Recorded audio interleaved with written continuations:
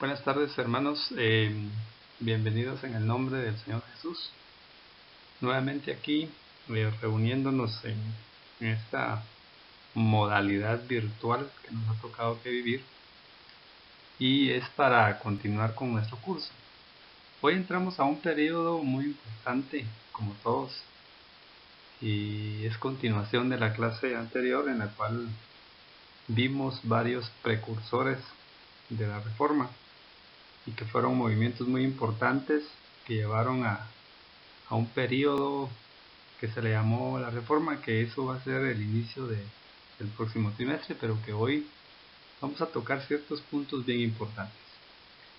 Ojalá que usted esté decidido, dispuesto en su corazón este momentito que vamos a estar para seguir aprendiendo de la historia que es de acuerdo a todo lo que sucedió con la Iglesia del Señor desde sus inicios, que hemos estado estudiando con cada uno de ustedes. Para mí sigue siendo una responsabilidad muy grande todo esto, y ojalá que esta tarde el Señor pues sea el centro de nuestra reunión y que podamos seguir aprendiendo de lo mucho que Él tiene que enseñarnos y que Él tiene para cada uno de nosotros. Así es de que nuevamente le doy la bienvenida y propongámonos esta tarde a tener nuestros oídos atentos para ver qué es lo que el Señor nos tiene para seguirnos formando.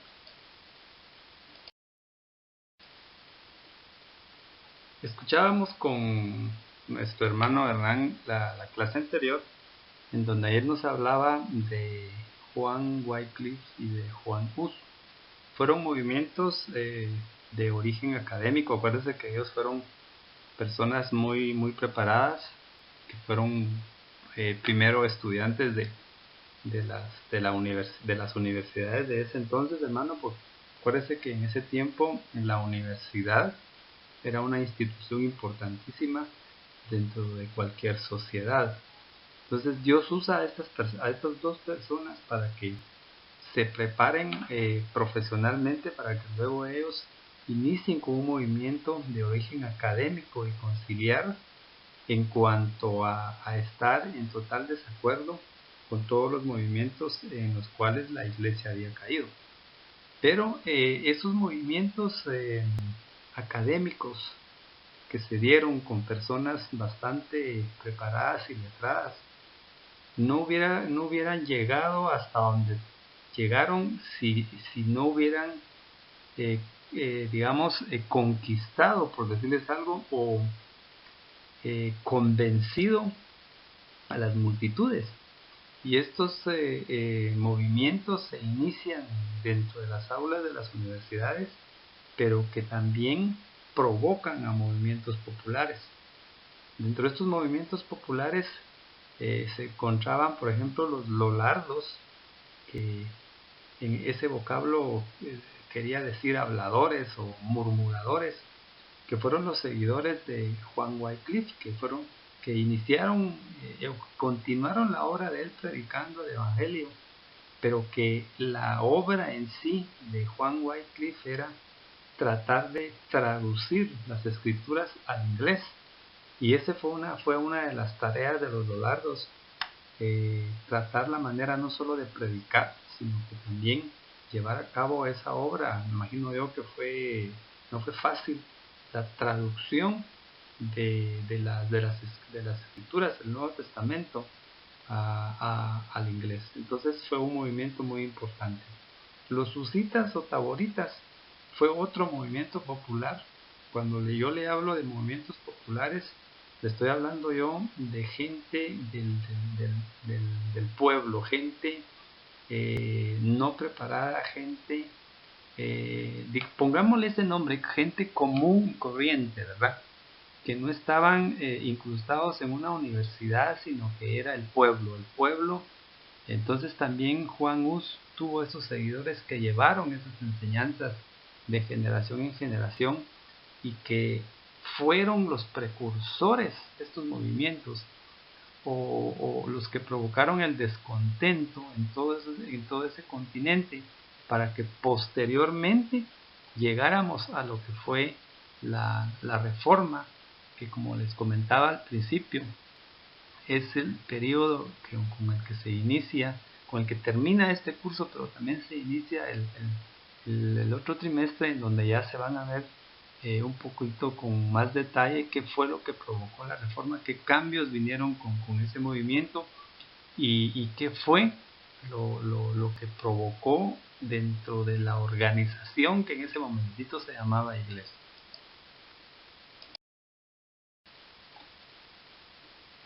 Bueno, pues hablábamos de los movimientos académicos y luego los movimientos populares. Y llegamos y lo que provocó es todo esto para llegar a este periodo que se llama el periodo de la Reforma. En Guatemala casi todo el pueblo cristiano reconoce en Martín Lutero la persona que lleva a cabo este periodo tan importante para la iglesia.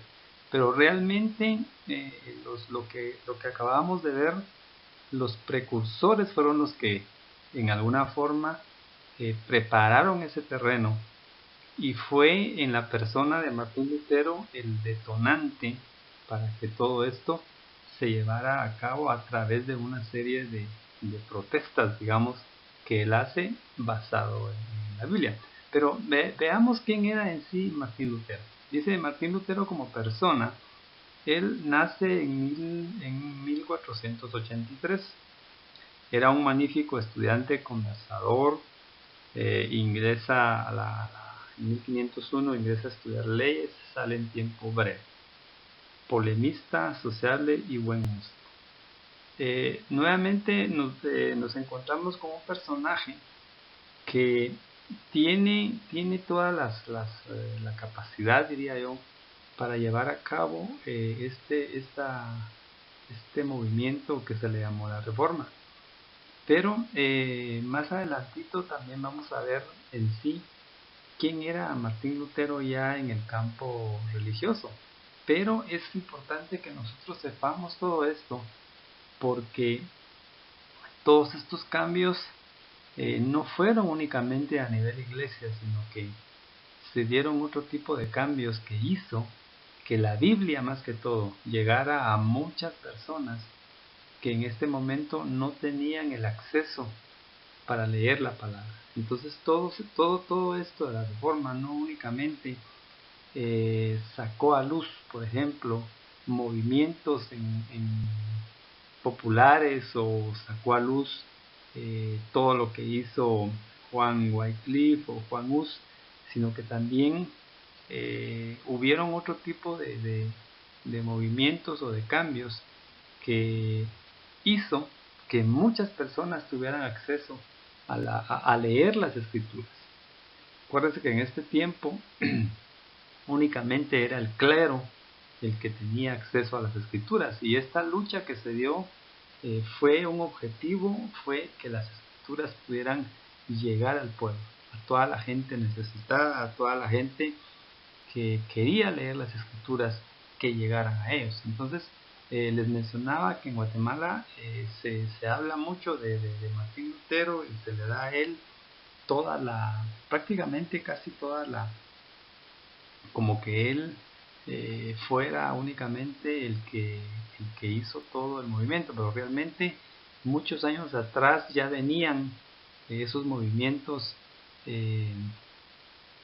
pre-reformadores, ¿verdad? Los precursores de la reforma, como lo que vimos, que en el material que a usted se le va a dar, ahí no solo están esos dos que hablaba Manuel Hernández, sino que hay más que ahí van para que usted lea y que usted investigue por su cuenta esos nombres de otros precursores que también tuvieron que ver en este movimiento que se da hasta en 1500 con Martín Lutero, de lo que se llamó la Reforma.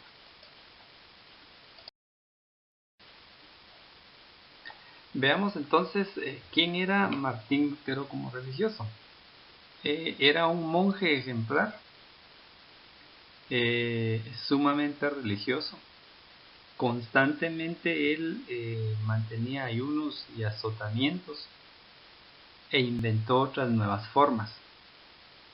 Esto porque acuérdese que hasta el día de hoy, hermano, hay prácticas en donde en la religión, yo lo mencionaba en una presentación, que en la religión hay muchas, por ejemplo, azotamiento, hay gente que se azota, hay gente que hace penitencias, y en esto Martín Lutero fue alguien que sí, digamos, por su calidad de religioso o por la vocación de religioso que él tenía, inventaba formas de ayunos, de azotamientos, y él mismo se los provocaba, porque él creía que era la forma en que él estaba agradando a Dios. Pero eh, vamos a ver cómo es que él, leyendo la Biblia, leyendo las escrituras, la historia, narra qué pasaje de la Biblia lee, y ese pasaje le hace a él, le revoluciona a él el pensamiento, porque ya de él venía viendo todo lo que se hacía en la iglesia, y con la lectura que él hacía de la palabra, se daba cuenta de que había mucha controversia. Entonces, todo lo que él hacía en su cuerpo, los azotamientos que él se hacía, en donde él creía que con eso iba a alcanzar la salvación, se da cuenta, y precisamente eso provoca que él después, más adelante, haga su protesta de una forma en que le cuesta la expulsión de esta iglesia. Entonces es bien importante que nosotros tomemos en cuenta todo este tipo de cosas, porque gracias a Dios nosotros hoy sabemos que no es por obras que nosotros vamos a agradar al Señor.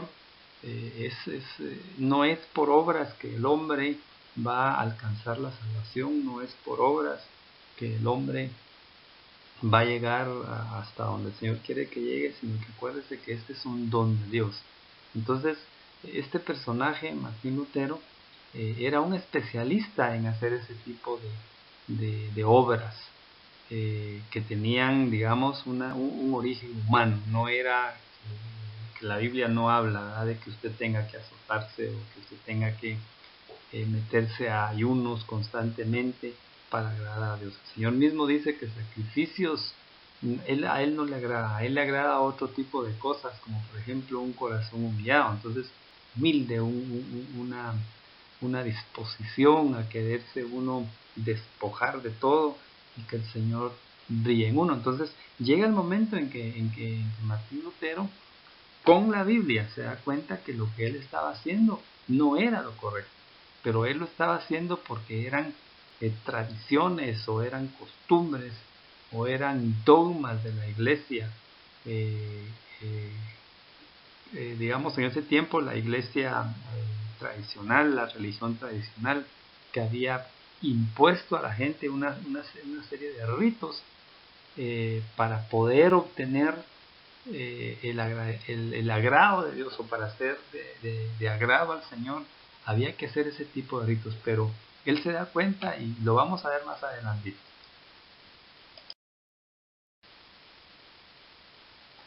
La Biblia fue el único, digamos, la única, por decir, lo que ocupó el primer lugar en la instrucción para Martín Lutero. Y precisamente fue en la Biblia que él encuentra la porción que yo le mencionaba anteriormente. El versículo lo narra la historia, que a él le toca, ¿verdad? Y esto es lo que dice: el justo vivirá por fe, que narra la historia que él, leyendo su Biblia, encuentra en Romanos 1:17, está eso, y se da cuenta que todo es por fe únicamente. Entonces, él empieza a darse cuenta que todo lo que él había hecho, que todo lo que él estaba haciendo por la instrucción o por la doctrina que le habían dado, realmente no era nada de lo que estaba escrito, ¿verdad? la confianza en Dios por medio de Cristo. Esto lo lleva a que entonces todos los ritos, o si era por fe, no eran ritos, no eran sacramentos, ¿verdad? Hoy hay varios hermanos dentro del grupo que practicaron la religión católica, y ellos hemos comentado por ahí que conocen de los sacramentos que se practican, ¿verdad?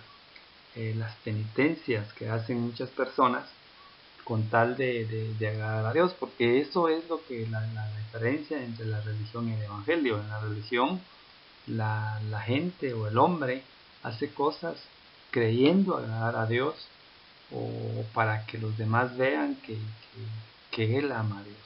El evangelio es totalmente diferente. Amado hermano, ahí usted ya no tenemos que hacer nada. Ahí todo lo hizo el Señor Jesucristo por nosotros. ¿Por qué? Porque nosotros estábamos totalmente muertos en delitos y pecados. Entonces tenía que haber alguien con toda la pureza como para limpiar todo ese pecado que había en el mundo. Entonces ahora usted sabe por la palabra del Señor que es a través de Jesucristo nada más. Y esto es lo que Martín Lutero en ese tiempo descubre, que todos los ritos, todo lo que él hacía, toda la doctrina o toda la tradición que se le había enseñado realmente no era lo que estaba escrito. Entonces empieza él con toda la confianza para empezar a ver cómo hacía para protestar todo esto. Aquí hay algo bien importante que yo quiero dejarle, que jamás todos los precursores y los reformadores quisieron salirse de la iglesia, sino que lo que ellos siempre dijeron era que se reformaran, que hicieran cambios, que lo que estaban haciendo no era lo correcto. Entonces, esa palabra que él lee en Romanos 1:17, le abre la mente, le abre el entendimiento, y se da cuenta de que lo que se estaba haciendo y lo que se practicaba no era lo que estaba escrito. Y eso fue lo que llevó a que él hiciera sus protestas, y lo vamos a ver más adelantito en qué forma lo hace y cómo es que eso provoca cambios muy profundos en toda la iglesia, que en ese momento estaba haciendo prácticas que no se encontraban en la palabra del Señor.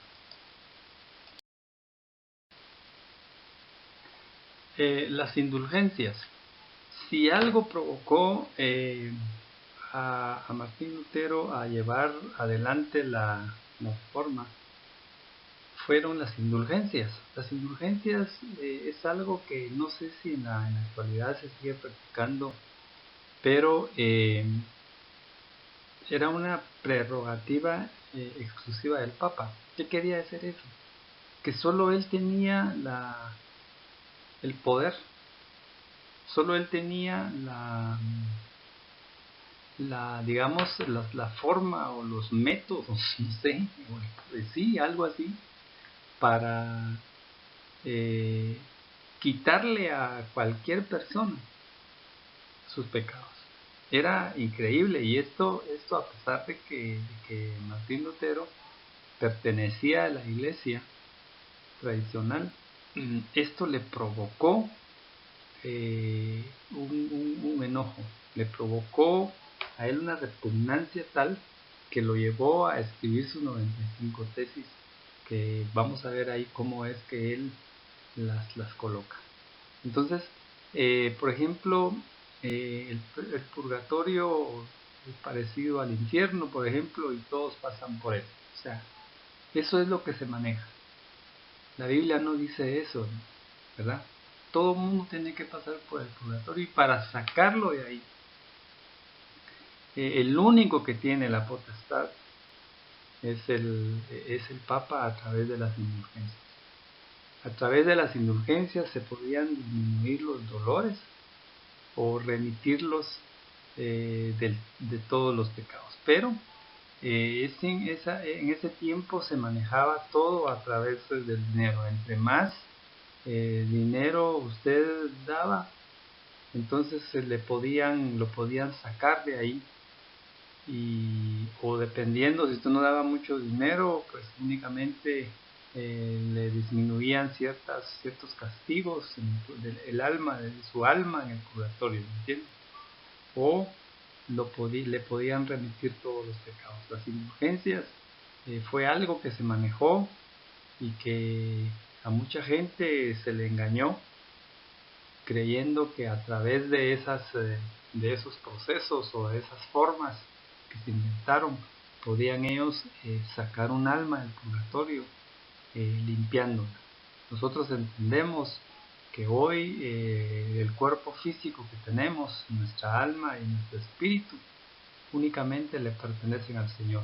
El que tiene autoridad sobre eso es el Señor nada más. Y Él nos llama a través de su palabra a que le temamos a Él, porque Él es el único que tiene la potestad, la autoridad de destruir no solo el cuerpo, sino que el alma en el infierno. Y que no le temamos al enemigo, porque el enemigo solo tiene la capacidad, la autoridad sobre nuestro cuerpo físico. Y eso es algo glorioso saberlo, ¿no? Eso lo dice la palabra, ¿verdad? Que nosotros, el Señor tiene la autoridad y la potestad sobre todo nuestro cuerpo, alma y espíritu. Entonces estas indulgencias se practicaban, pero realmente era un engaño para las personas, y esto provocó un enojo enorme en la conciencia, en el corazón de Martín Lutero.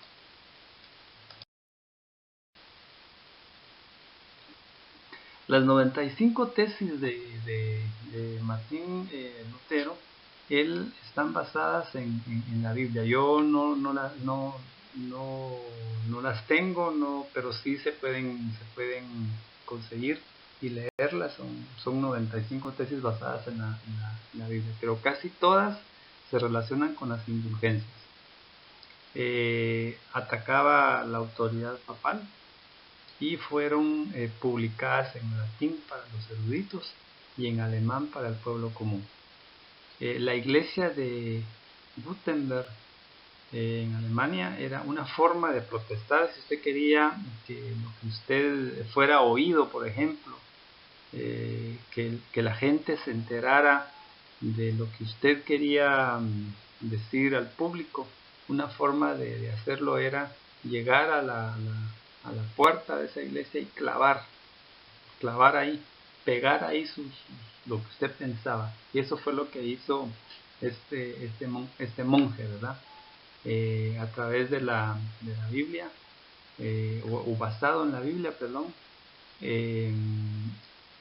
trabajar las tesis y con la Biblia decirle, en este caso, a toda la organización de la iglesia, más que todo a la autoridad papal, que lo que estaban haciendo era algo totalmente incorrecto, que no era algo que está escrito en la palabra, en la Biblia.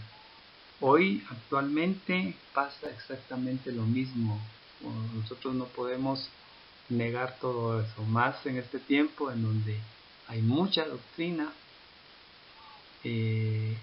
Vemos todo este tipo de prácticas, hermano. Entonces tenemos nosotros que estar bien alertas con todo lo que está sucediendo en el mundo, porque aunque esto se dijo, aunque estas 95 tesis de Martín Lutero en 1517 daban muchas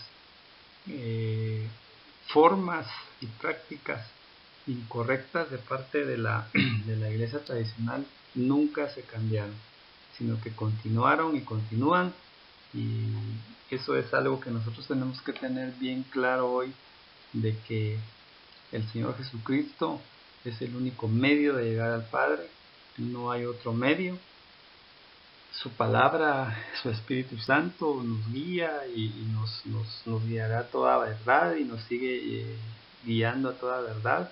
Eso es lo que nosotros tenemos que tener bien presente para que no caer y que no seamos engañados. La Biblia, yo se lo comento porque la Biblia dice de que en los tiempos finales aún a los escogidos pueden ser engañados por todo lo que va a venir. Hoy nosotros estamos aprovechando el estudio que tenemos en este centro de estudio bíblico SEBE para entender muchas cosas. Y a veces hay cosas que no entendemos, pero Dios nos ha llamado a que le creamos a Él únicamente, y lo que está escrito en su palabra, hermano, es lo que tenemos que practicar, es lo que tenemos que llevar a cabo nosotros para poder ser realmente hijos de obediencia.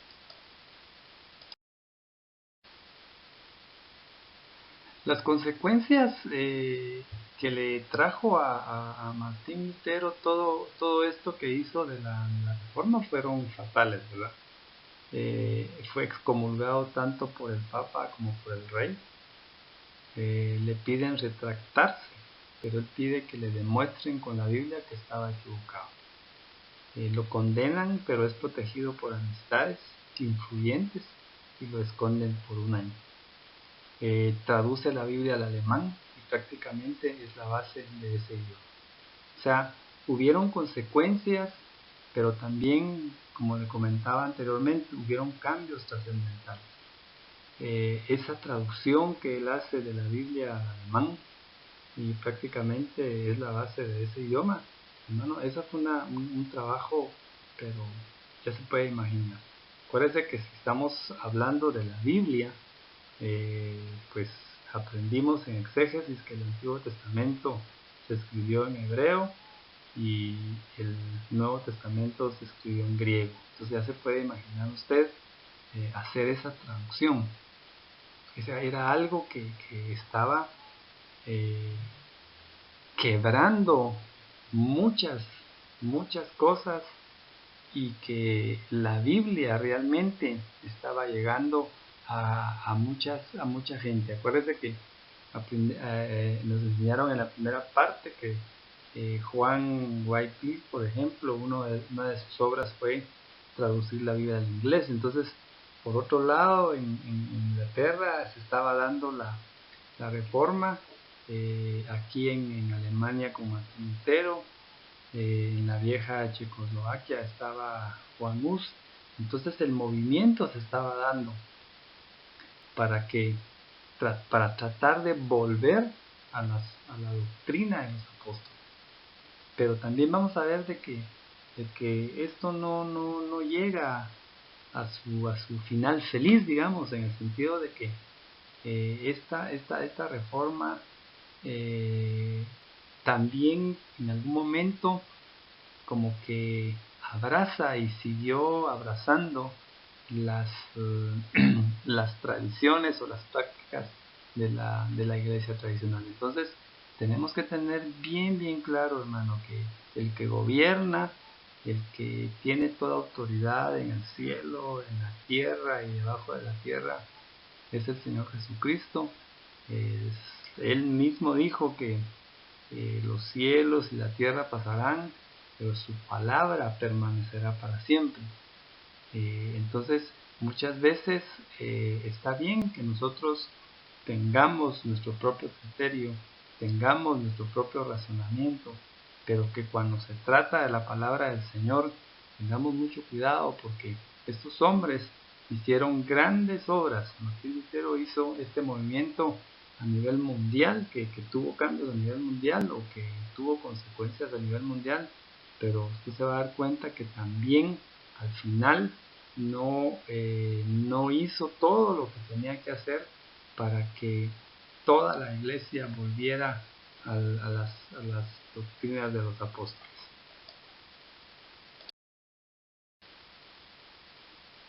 Bueno, el nombre de protestante, eso se da en 1529. Usted ha escuchado que ahora ese nombre de protestante prácticamente pues se lo dan a todos los que somos cristianos evangélicos. Pero veamos qué pasa y de dónde viene esa palabrita protestante. Por ejemplo, la reforma llevó a una serie de luchas. Entonces, por ejemplo, en los países reformistas, solo no, sí se dejó que se enseñara, por ejemplo, que se siguiera con la doctrina católica, pero en los estados no reformistas no se permitió la enseñanza luterana, ¿verdad? Luego se hace una, entonces esto provoca que se haga una protesta formal por parte de estos países, y entonces se origina el nombre como protestante, pero fue realmente en ese año que se hace eso. Entonces, hoy en día esa palabrita protestante se le aplica prácticamente a toda iglesia cristiana evangélica, pero inicialmente se le aplicó a los luteranos, o sea, a toda la gente que siguió a Martín Lutero por esa, por esa, digamos, por esa causa que en los estados romanistas no se permitía que se enseñara que se practicara la enseñanza luterana, y en los países reformistas sí permitieron que siguiera la religión católica o la enseñanza católica. Entonces, esa protesta que hace la gente de los estados reformistas es una protesta formal, ¿me entiende? Es lo que se originó con el nombre de protestante. No sé si me expliqué, pero si no, igual ahí estamos para que me pregunten. Pero de ahí viene el nombre de protestante. Realmente, si esto lo traemos a la actualidad o lo traemos a nuestro contexto, nosotros no podemos llamarnos en este tiempo protestantes. No somos de esa línea, digamos. Yo espero no confundirlos, sino que tratarle de explicar un poco que no somos protestantes. Nosotros realmente somos discípulos del Señor, somos seguidores de Él. Entonces, no cabemos en ese concepto, en esa descripción de protestante, ¿verdad? Repito, el protestantismo eh, se le puede aplicar, por ejemplo, a las iglesias luteranas, a las iglesias históricas que se le llaman, que abrazaron esa forma de doctrina. Y usted se va a dar cuenta, ya para finalizar esto, cómo la iglesia luterana no cumple al final con el objetivo en sí de la reforma. Entonces, ojalá que esta diapositiva me la haya entendido, pero realmente nosotros no podemos calificarnos como protestantes, porque las iglesias protestantes históricas, que son las luteranas y las del corriente calvinista, pues fueron las que originalmente protestaron por, por lo que se estaba haciendo. Pero si nosotros nos ubicamos ahorita en que somos discípulos del Señor, la iglesia tiene otra connotación, la iglesia tiene otro origen, tiene otra forma de ser. Por eso le hablaba yo a usted de las iglesias disidentes o de esos grupos populares que nunca estuvieron de acuerdo con la iglesia tradicional de los papas, todo eso, y tampoco se fueron con Lutero. Se va a dar cuenta ahorita en la siguiente diapositiva por qué le estoy diciendo esto, ¿verdad? Entonces ellos continuaron con la doctrina de los apóstoles, y a pesar de que se reunieron clandestinamente, lograron que de generación en generación esa doctrina continuara, ¿verdad? Pero era una doctrina genuina de los apóstoles, que en ningún momento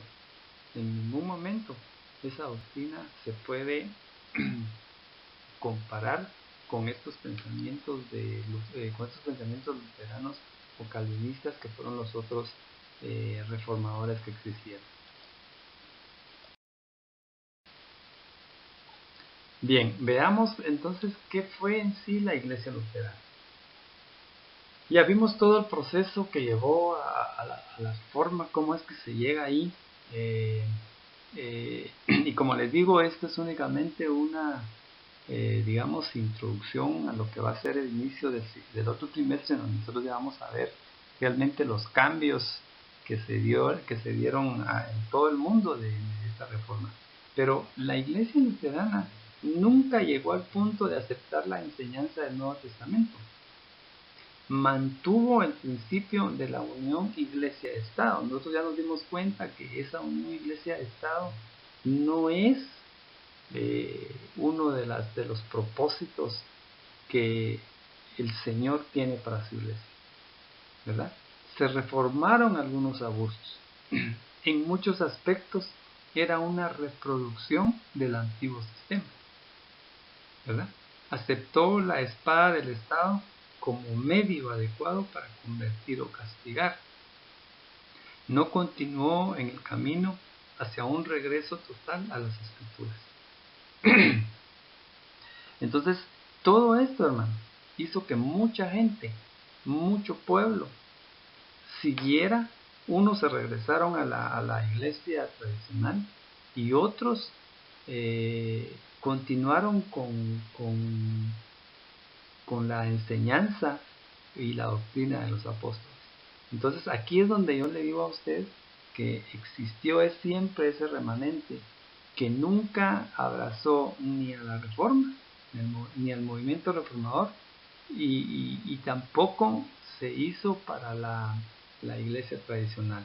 Pero hubo mucha gente que fue convencida por este movimiento de la reforma, pero que cuando vieron esto que yo le estoy diciendo aquí, se regresaron a la iglesia tradicional. Por ejemplo, en esta cuestión de que dice aquí, en muchos aspectos era una reproducción del antiguo sistema, era porque según la historia, la iglesia luterana bautizaba niños, por ejemplo, y hacía otro tipo de prácticas. Y si no estoy, yo no conozco una iglesia luterana en Guatemala y nunca he estado en una de ellas. No sé si en la actualidad, en nuestro contexto, una iglesia luterana aún bautiza bebés, ¿verdad? Bautiza niños. Acuérdese que nosotros entendemos qué es el bautismo, qué significa, entonces no lo podríamos hacer con niños. Por ejemplo, aceptó la espada del Estado como medio adecuado para convertir o castigar. Llegó un momento en que forzaban a la gente a hacerse corriente, ¿verdad? El Evangelio, hermano, no es de esa forma. Acuérdese que mucha de la iglesia tradicional, muchas de las prácticas que cometieron ellos fue someter a la gente, someterla a la fuerza, a espada, o mataban. Tenemos muchas masacres que se dieron en ese tiempo por no estar alineados a lo que la iglesia en ese momentito quería. Entonces, no continuó el camino hacia un regreso total a las escrituras. Yo tengo entendido que Martín Lutero, si no estoy mal, uno de los libros que él nunca aceptó como parte del canon fue el Apocalipsis.